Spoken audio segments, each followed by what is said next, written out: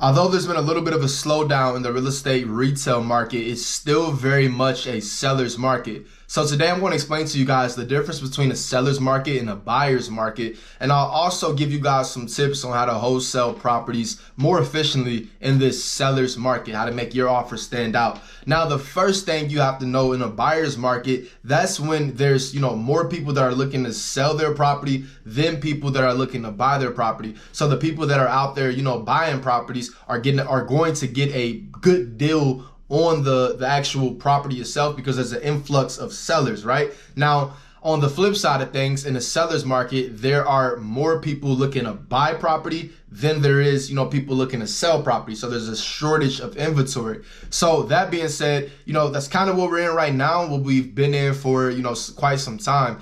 However, you as a real estate investor, specifically as someone wholesaling real estate, I'm going to explain to you, a couple of tips on how you can be successful really in both markets. But one thing you have to know, in a buyer's market, to start there, in a buyer's market, just because, there's a lot of people that are looking to sell their property, the buyers, so the end buyer, they have an influx of deals. Now, that does not mean that you as somebody looking to wholesale the property is not able to, get deals. That actually means there's a huge opportunity for you, because with there being so many, people looking to sell their property, it still comes down to the right numbers. So you getting it at the right price is just very important in a buyer's market. Like, it's very important, maybe even more important than a seller's market. And let me explain to you why. So in a seller's market, there's a, shortage of inventory. So therefore there's, people that are looking to buy property. There's a lot of people that are looking to buy, but there's a shortage of inventory. So sometimes, when a deal comes across,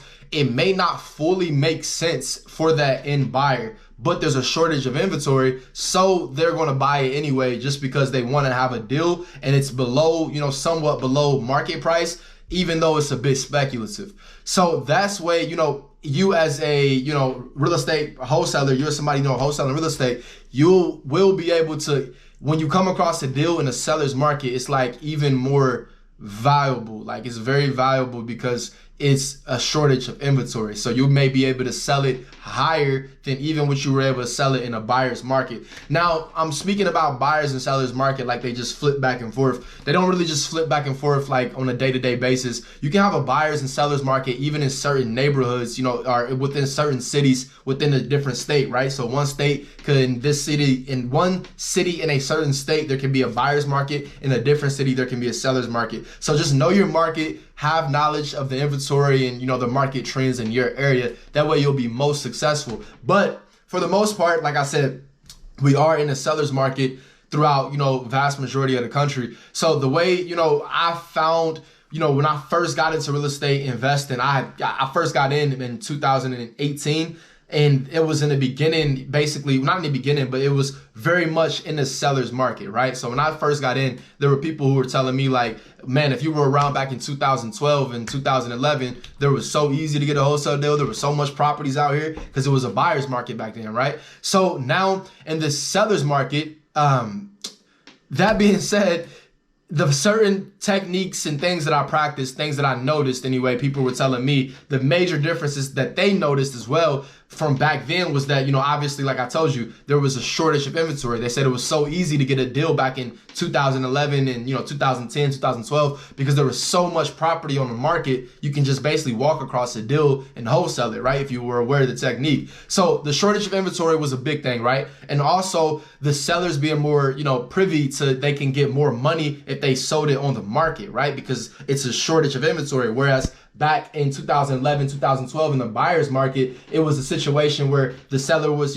excited that they were able to sell it because there was so much on the property, so much properties on the market that they wanted theirs to stand out. So if somebody was buying it, they felt like more of a privilege. Whereas, now and back, for really since like 2015 onwards, since I've been paying attention to real estate, it seems like it's been a seller's market. And that being said, people are now aware that they can get the highest and best price for their property. So you as an investor, how do you stand out, right? If they know these things, then you have to be able to offer them quickness, right? So you offer them the quick solution provider, right? So you offer them, be able to close their property quickly, which means that you have to narrow your audience to someone who is maybe motivated, right? And that's going to look like people that are maybe rental property owners. The reason why they may be motivated because you don't know if there's a turnover in that rental process, or they may be tired of being a rental property owner. But besides that, more obvious motivated is, delinquent property taxes,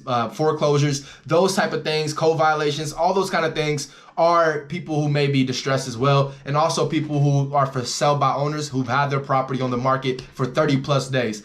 All those things are, just niche that down, focus on that audience more so even than, if you were in a buyer's market. That way you'll be able to come across people who are looking to sell more often. Your script, everything that you say is going to sound good to somebody looking to hear it, right? If they're not looking to hear it, if they're not looking to sell, what you have to say really doesn't matter, and how you say it really doesn't matter either. Now, that being said, guys, if you follow those steps, just as far as, offering them a quick solution and narrowing your audience, you will be, able to succeed in this seller's market. It's really not, too much to it other than following, a simple steps and just making sure that you're concise as well. When I speak about being able to close the property quickly, that's great. But, you have to have an inspection period. I suggest you guys to go ahead and download my personal purchase agreement. I suggest that you guys go ahead and get that under contract for 15 days for the inspection period. So the inspection period being 15 days instead of 30, that'll help you stand out. And if you'd like to know more about that purchase agreement, go ahead and click that link in the description. I'll give you guys the video and you can download the purchase agreement in that video.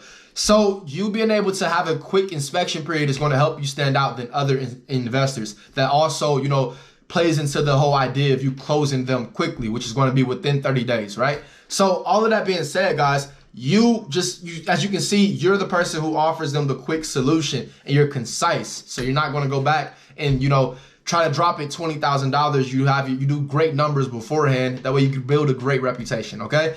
So very simple, the things that are simple and are easy may not be, the most easiest thing to do, right? It's very easy for me to make these videos. Don't mean it's the most, easiest thing to do. So that being said, guys, as always, if your heart is in every step, then you are already a success. In the seller's market, all you have to do is, make your offers, make them stand out by being efficient. And also, make sure that you are able to close them out quickly with your inspection period being a short time frame. And, that's really about it. Get to stepping. Also, I would recommend that you guys watch this video about how long the inspection period should be. And I'll go a lot more into detail and give you guys a lot of, advice on how to make sure that inspection period, you are protected and also your offer stands out. And I give you exactly how to say it. Okay. So go ahead and check that out right there.